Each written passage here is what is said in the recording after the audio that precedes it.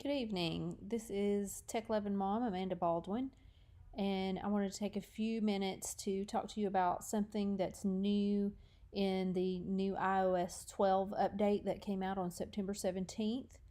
This new update has something in it called screen time that kind of takes the place of what used to just be called restrictions, and it kind of beefs it up and gives you a lot more options in what you can do with an iPad to help protect your child. Um, it even has things like the screen time settings where you can have some downtime as well. You go in your settings and it has its own place up above general called screen time. Once you click on that, you're going to turn on screen time, and this is going to give you weekly reports that tells you about your screen time. Jake was thrilled to find out that his was down 14% from the week before. It also has where you set your downtime and even limits for individual apps if you want to set it that tightly. And then, of course, your content and your privacy restrictions where you can set up whether or not they can make purchases, downloads, the privacy settings for the app as well. You decide ahead of time, is the iPad mainly used by you or your child? And in this video, I'm talking about how to set the restrictions for your child. So you're going to choose the bottom one that says this is my child's iPad. So don't click on the blue button, click down below that. The first thing you're going to do is set up your downtime. This is time away from the screen, time that they would not be using the iPad. So your start time might be their bedtime. That's how we set it at my house. And it will still allow, if it's a phone that you're setting up this way, it will still allow phone calls and things to come through. So you're going to click where it has start, and right now it says 10 p.m. You are going to change that to what you want it to be. We set ours about 8:45 to give them time to get things ready for school the next day. So you go ahead and set up when you want the downtime to start, and then in the morning what time you want the apps and things to work again. Then it's going to ask you about app limits. Now here is where you can set limits for all apps across all categories, or you can really drill down into it and maybe just set limits for particular things. Like you can set limits just for social networking or for the games or entertainment apps. You can get really very specific with how you want to limit these apps. Like maybe you don't mind them being in the education apps, but you want to stop the game apps. So I'm going to just do all categories, and I'm just going to say for the purposes here that they get 1 hour, and I'm going to click to set the app limit. The next part is where you can restrict your content and restrict your privacy settings, and this is where your passcode is required. So you need to come up with a 4-digit passcode. Of course, this would be one that you would know and would not share with your child, because it takes this passcode to be able to make any changes to the restrictions. It's going to ask you to put it in twice. Now you are within the screen time part, and you can, the little blue bar where that's up, it's telling you how much time you've spent already. And this is where you can make adjustments in the 4 different areas. Anytime you click on one of those 4, it's going to make you put in that passcode, and that's to keep your child from being able to change it themselves. So if you wanted to adjust their downtime, then you would come in here and make the changes to the times. And keep in mind, this is like nighttime. And if you want the entire device blocked at downtime, you would turn on the bottom button, block at downtime, to block the whole device.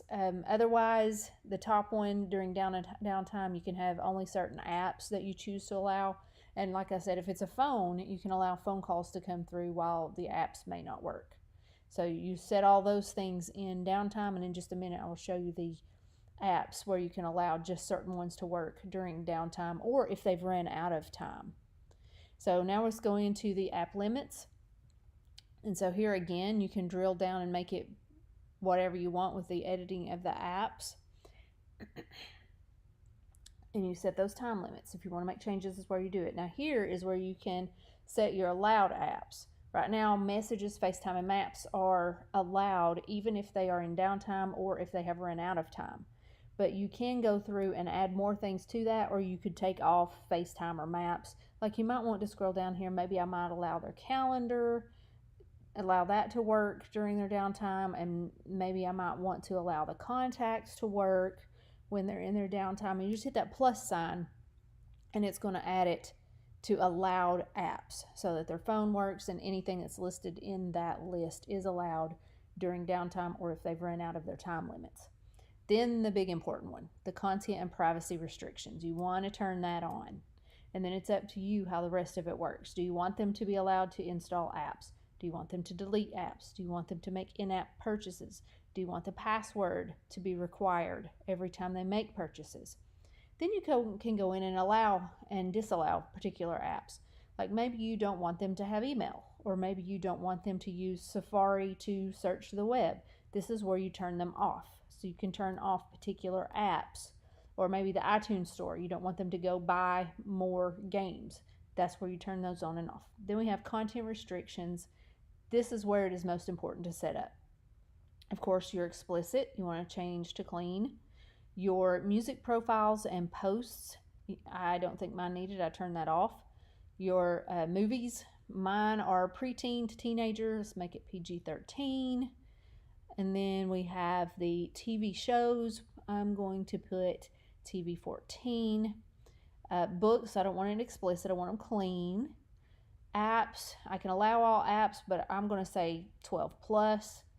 And then we go down here to web content. Web content, I want to limit adult websites, but I can click allowed websites only, and where it says always allow, I can type in just the websites I want them to use, and that's all it will allow them to go to.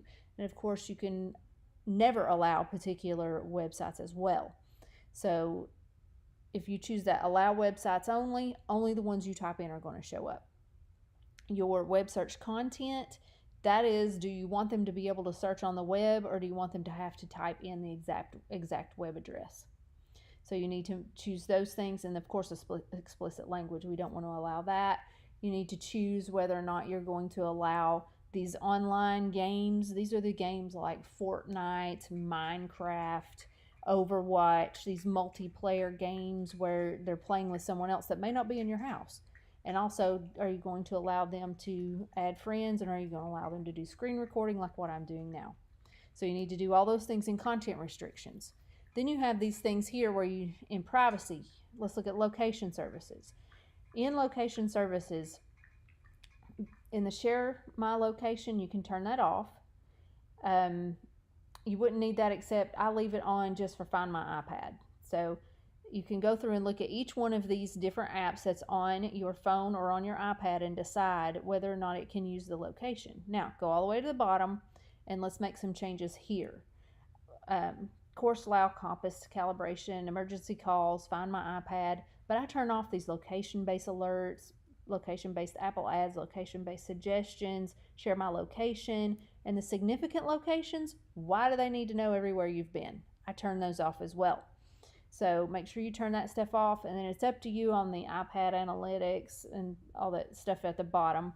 But those are in system services at the bottom, in locations. And then the rest of it, that's really up to you, whether you allow some of these things. I turn off the advertising. I don't allow the advertising.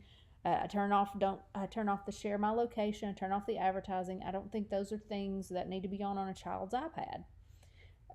So you decide the other things like the media, Apple Music, are you going to allow them to change the passcode, make changes to your account? So you decide those things. You even have the do not disturb while driving. That, of course, would be important with a phone with a teenager. So I would allow that and make sure that is turned on when they are using that phone. That's another setting in general settings. So these are just some of the many things that you can use in this new screen time setting to help make the iPad safer, or the phone if your teenager has a phone. These are ways that the iOS 12 is making it a little bit easier to keep our kids safe. So I just wanted to show you those things, and if you have any questions, you can leave a comment or you can email me at techlovinmom, that's lovin, L-O-V-I-N, no G, techlovinmom.com. Or I'm sorry, that's my web address. techlovinmom@gmail.com. And as you can see, it even tells how many minutes we've been on there. So if you want to be able to use this, make sure you have the iOS 12 that's in the general settings, and then software update. You've got to have iOS 12 to be able to use this screen time setting. And let me know if you have any questions. Thanks.